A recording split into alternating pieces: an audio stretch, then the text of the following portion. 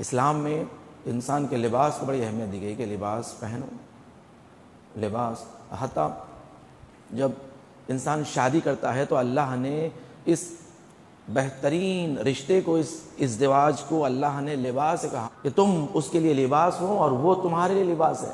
اللہ نے شادی کے مفہوم کو اس طرح لباس سے پیش کیا. تب لباس در حقیقت میں کس لیے کہا گیا ہے؟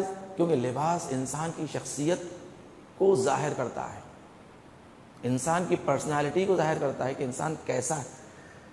تو کہا ہے کہ دیکھو زن و مرد ایک دوسرے کے لیے لباس ہے، یعنی ایک دوسرے کی شخصیت کا خیال رکھنا، ایک دوسرے کی پرسنالٹی کا خیال رکھنا، ایک دوسرے کی عزت کا خیال رکھنا کہ ایسا نہ ہو کہ ایک زوجہ اپنے شوہر کی عزت کو نیلام کر دے، ایک شوہر اپنی زوجہ کی عزت کو نیلام کر دے. لباس انسان کے عیبوں کو چھپاتا ہے، بدن کے عیب کو چھپاتا ہے لباس. اللہ نے اپنے قرآن مجید میں کہیں پر بھی غنا کرنے کا وعدہ نہیں کیا، غنی کر دینے کا وعدہ نہیں کیا، مگر سوائے اس کے یہاں پر کہ تم اگر فقیر ہے، غریب بھی ہو تو اللہ تمہیں غنی کر دے گا. یعنی غربت کی خاطر، پیسے کی خاطر کبھی شادی کو تاخیر نہ کرنا. اگر تم نے ایسا کیا تو در حقیقت میں اسلام کے خلاف تم نے سوچا. دیکھیے ہماری سوچ جو کہتے ہیں نا، ہماری سوچ اسلامی سوچ نہیں ہے، ہماری فکر اسلامی فکر نہیں ہے. ہماری زندگی کا طریقہ ویسٹرن کلچر، غربی فکر ہے، یا جو معاشرے نے ہمارے کو فکر دی، سوچ دی ہے. آج دنیا میں سب سے بڑا مسئلہ جو پیش آ رہا ہے وہ شادیوں کی جو ایج لمیٹیشن ہے وہ بہت بڑھ گئی ہے، بڑھتے جا رہی ہے روز بروز. لڑکوں کی شادیوں کی اور اسی طرح لڑکیوں کی شادیوں کی بھی جو ایج لمیٹیشن بڑھ رہے ہیں، اس سے معاشرے میں مشکلات اور فساد بھی بڑھ رہا ہے. اسلام کہتا ہے کہ شادی جلد سے جلد کی جائے، جیسے بچیاں بالغ ہوں شادی کر دی جائے.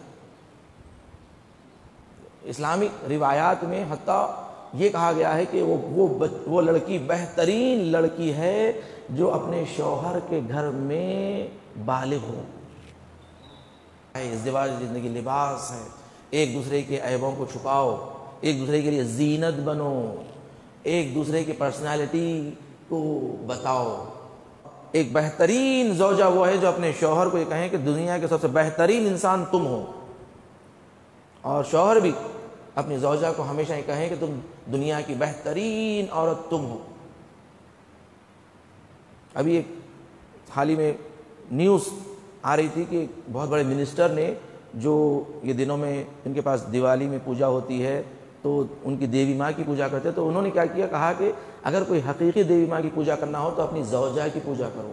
انہوں نے اپنی زوجہ کو پھول پہنائے، ان کی آرتی اتاری، کہا کہ بہترین عورت، اگر یہ نہ ہوتی تو میں دنیا میں کامیاب نہیں ہوتا. اور حقیقت بھی اسلام کہتا ہے کہ ہر کامیاب انسان کے پیچھے ایک بہترین عورت کا ہاتھ ہوتا ہے. اسے کامیاب بنانے والی اس کی ماں ہوتی ہے، اسے کامیاب بنانے والی اس کی بہن ہوتی ہے، اسے کامیاب بنانے والی اس کی زوجہ ہوتی ہے.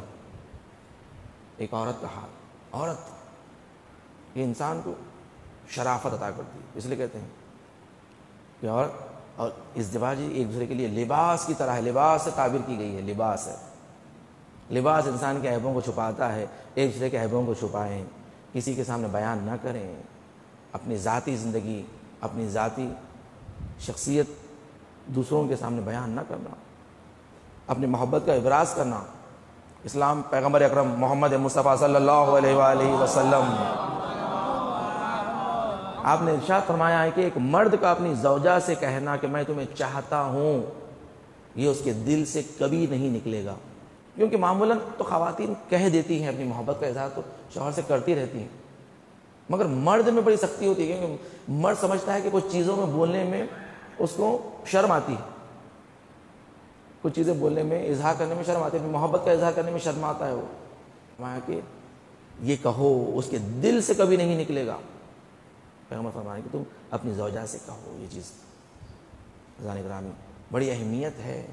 اہل بیت علیہ السلام نے جو ہمیں زندگی کرنے کا سلیقہ سکھایا ہے، اگر ہم وہ سلیقے کو لے لیں، ہماری زندگی نورانی ہو جائے گی، ہماری زندگی میں لذتیں ملے گی اسی دنیا میں ہمیں. پھر